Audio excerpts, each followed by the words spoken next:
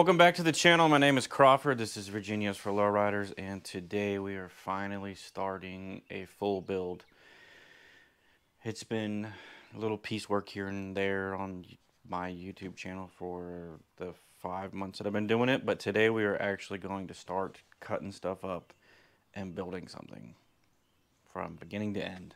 As you can see, I finally brought this thing in the garage for good this time. Well, hopefully not for good, as in it'll never leave again. But as of right now, it's ready to be cut up further than it already is. Today is going to be basically just gutting everything in the rear.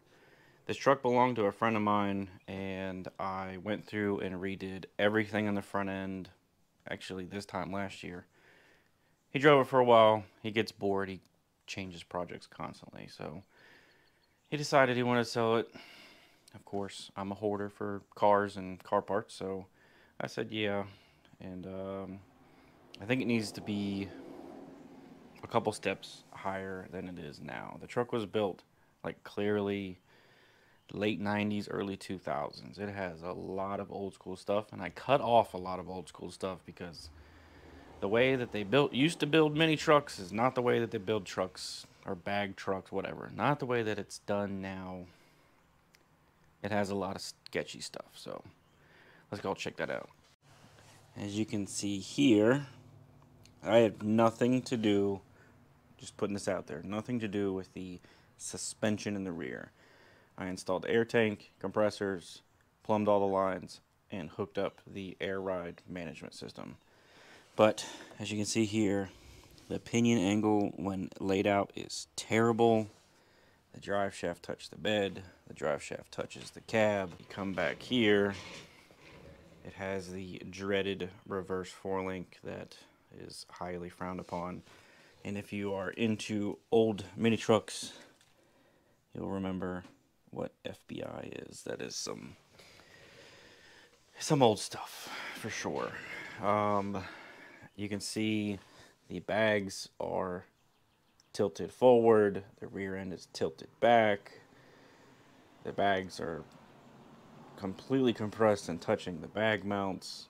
When it came in the first time, it had flame bag mounts, uppers and lowers, and all of this stuff was painted a terrible green, and the drive shaft was painted like a barber pole. A lot of weird stuff that I wouldn't put on anything that I own. So last time it was here, I mounted the compressors in the rear. I mounted this tank.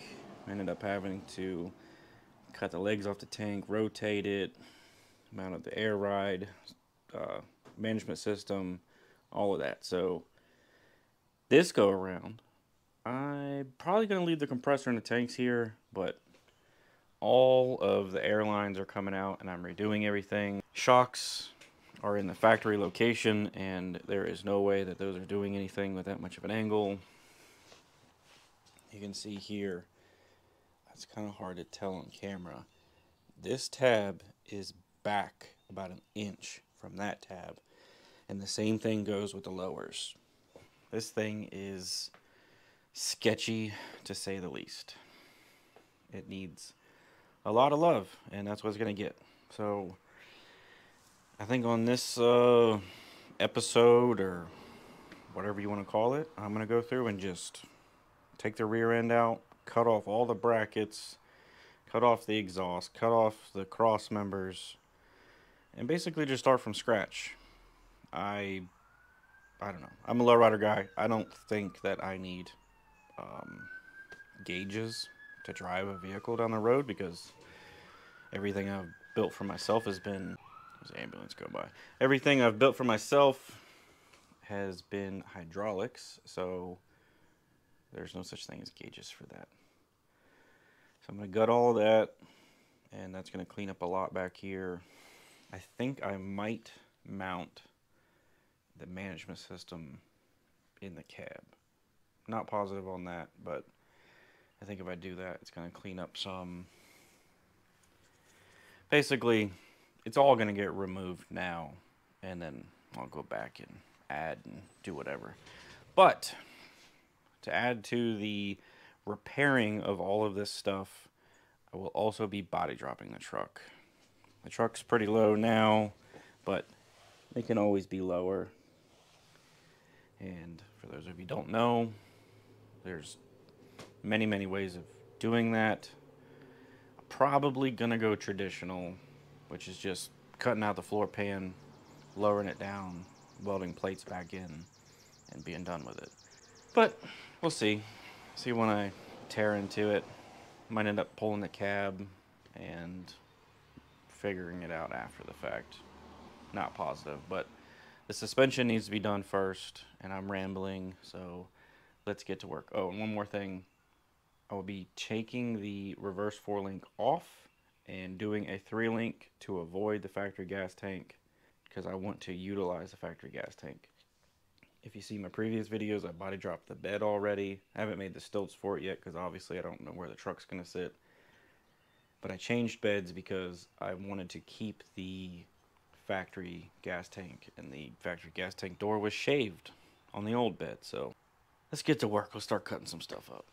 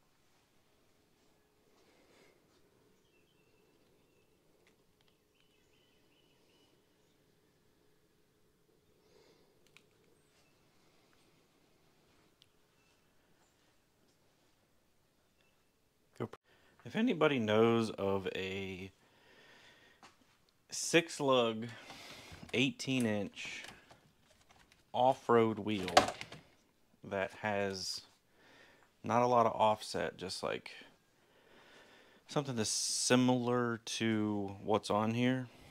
These are like repops of Nissan Titan wheels. I would like to do something a little bit, sounds weird, but I have an idea with the truck. Something a little bit more off-road like. Let me know, because I can't find anything online. Send me a link, comment, something. You'll see on this brake drum the absolutely beautiful green that was all over everything on this.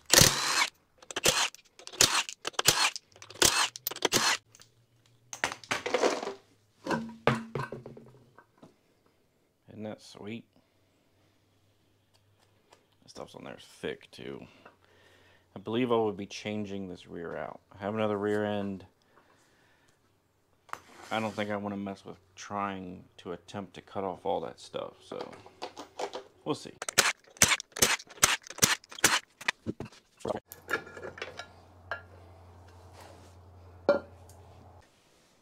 Young me would have went in there and took this brake cable off with a pair of wire cutters.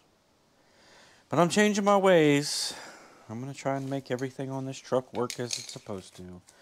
Young mentality was the frame touching the ground is the parking brake. But old me, I don't know. Something about making everything work is the way it should be. Not saying I used to hack stuff up, but personal rides, not a care in the world. Actually, I still have one of those cars. It's my Caprice. Not a care in the world. Just drive it. Just put gas in it every time and down the road I go. I don't know if I've ever checked the oil. I think I changed it once. I washed that car once, but yeah. Saved, more of that rant, saved the breakaway cables. Now to the other side. Well, that progressed pretty quickly.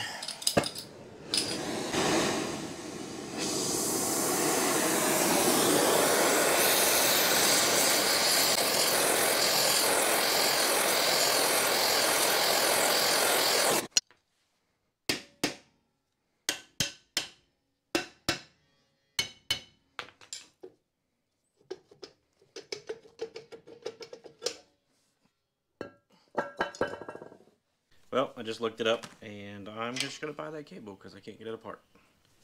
I don't know. It's taking too long. It is rusted solid on the back, so it's going to get cut. That's what's going to happen. You can see here. Completely seized up. I got to move about 1/4 inch, and that's it. So.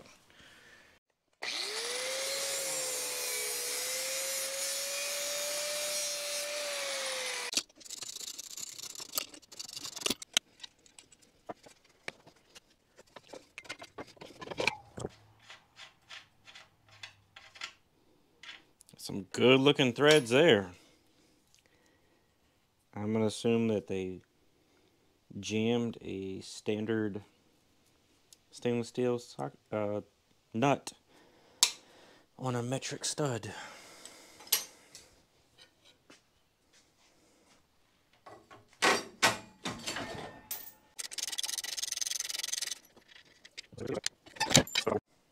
You don't need these.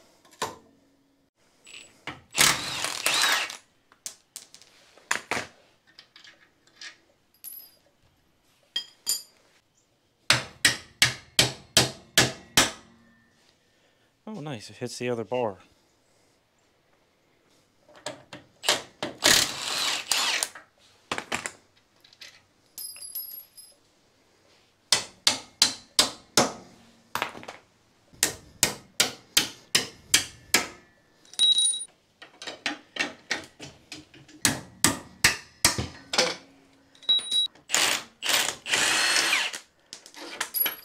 Oh.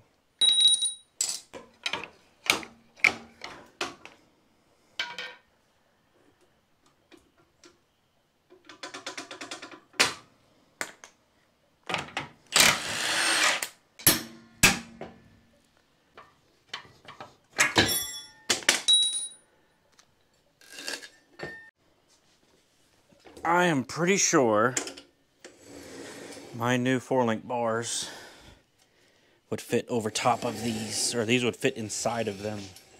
These things are tiny. So when I put this together for my buddy, airline wise, he wanted gauges, and I had already had all of the airlines ran, so all of the gauges were kind of an afterthought, which I wasn't too excited about because I was really digging the way that I had everything routed, so all of this was after the fact. And I don't know. Not a fan. I know that you literally never see any of that because it's underneath the frame or underneath the bed, but I know it's there and I can't stand the way it looks. James, if you want a whole bunch of small airline to run some gauges, let me know, because I don't need it. None of this spaghetti. I'm going to give you some examples. This is a SMC Quick Connect. You just push in on those and pull out. It's very simple. This Slam Specialties air management setup here, it doesn't work that well. Like, these really bite. Oh, that bolt's not tight. These really bite into the hose. I find it the best to push in on with just a regular wrench and pull out.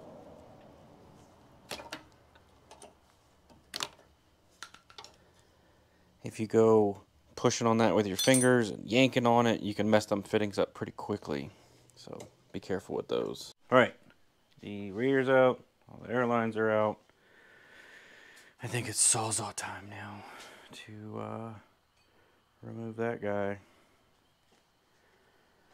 I got a full stainless steel 2-inch kit to rebuild all of that and get rid of the cat and all of the booger welds that are on this guy. And I'm going with a small, I think it's like, hasn't showed up yet, it's supposed to be here this week, 3.5-inch round, I think. Kind of like a big resonator cherry bomb type of thing. So all of the exhaust is coming off. I'm currently trying to figure out where to buy 1.5-inch exhaust tubing to build a header from scratch, because I guess a couple years ago they used to sell headers for these and nobody has them anymore. Every website, everything I've checked, nothing at all. So I'll be making one, which is going to cost a lot more than what it would have cost just to buy one, which sucks. I'm having a hard time finding stainless steel 3/8 strip, like plate steel. So if I can find that at a reasonable price, I can order the tubing and make a header from scratch, which that'll be a first, but I've done tons of exhaust and I haven't made a header from scratch yet. Forcing myself to get better at stainless steel TIG welding by purchasing. I have a stainless kit for this, a stainless kit for the van, and a stainless kit for my pickup truck. So by the time I get done with all of that, hopefully I'll be good at TIG welding stainless steel and have great looking welds. I can weld, I just haven't perfected the whole like internet, everything's got to be a rainbow and all that stuff as far as TIG welding goes. So that is to come also. Oh, I'm rambling again. Back to this Sawzall. Probably gonna cut this guy off because it's all hacked up anyway. I think I'm gonna end up raising the fuel tank. Now that the bed is raised, I'm probably gonna raise the fuel tank at least 2 inches because I have a ton of room to work with now. And I need to take this bracket off, shock mounts off, and the 4-link tabs off. So start making some really loud noises.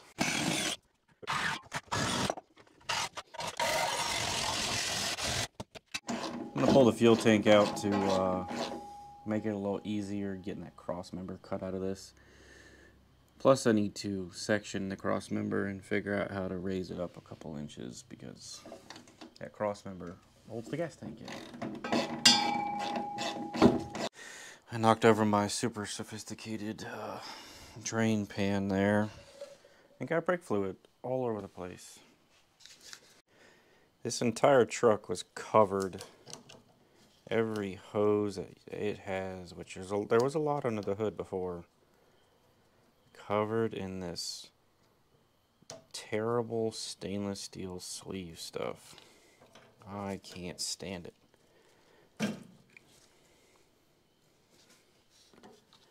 So it's all getting stripped. I got, I'd say like 3/4 of it off the truck already. That's actually too big.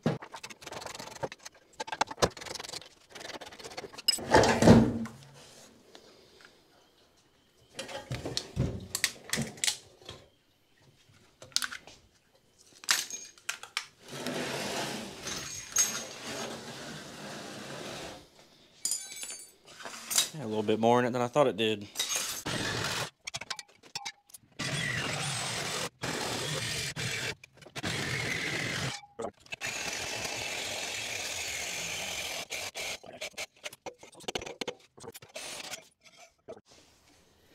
You can see here exactly why I'm trying to avoid everything that's mounted to this, because that is a completely cold weld. It is barely on there. Bag mounts aren't welded on the inside. It's terrible. I can go see a little bit better now what I was talking about earlier. How far back these tabs are compared to those tabs. At the edge almost. It's terrible. All of that's got to go.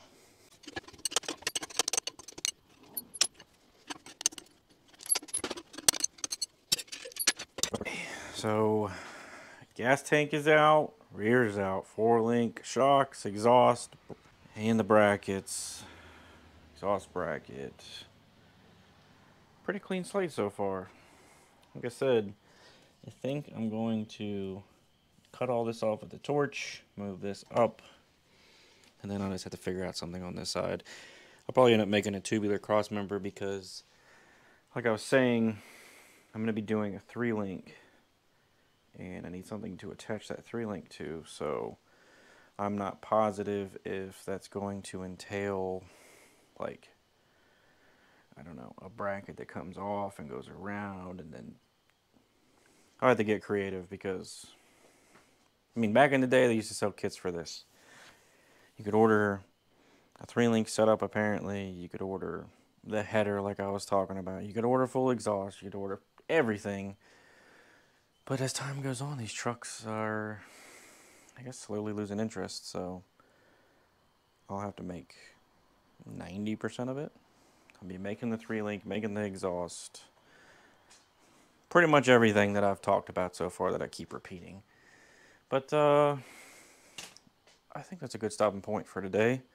It's going to be a short video because all I'm doing is taking stuff apart. But check back in and we'll start making progress on this thing. I'm waiting on the adjustable side of the 4-link tabs or 4-link bar ends to come in. I got the solid side, so I have another truck like this that's in the backyard that's 4-wheel drive. I'm hoping when I measure it out that the rears are exactly the same and I can just swap over gear sets. Hopefully. Fingers crossed. Even though those are cold welds, there's a lot going on there that I really don't feel like diving into. So I think the 4-wheel drive rear end will be the better route as long as it's the same size. But check back in and hopefully on the next video we're making stuff, fabricating. I got a little bit more cutting to do. Still got to take those tabs off and go through and grind for a couple hours. But thanks for watching. Please like, comment, and subscribe. Subscribe would be great. Trying to get up to that number. And check back in.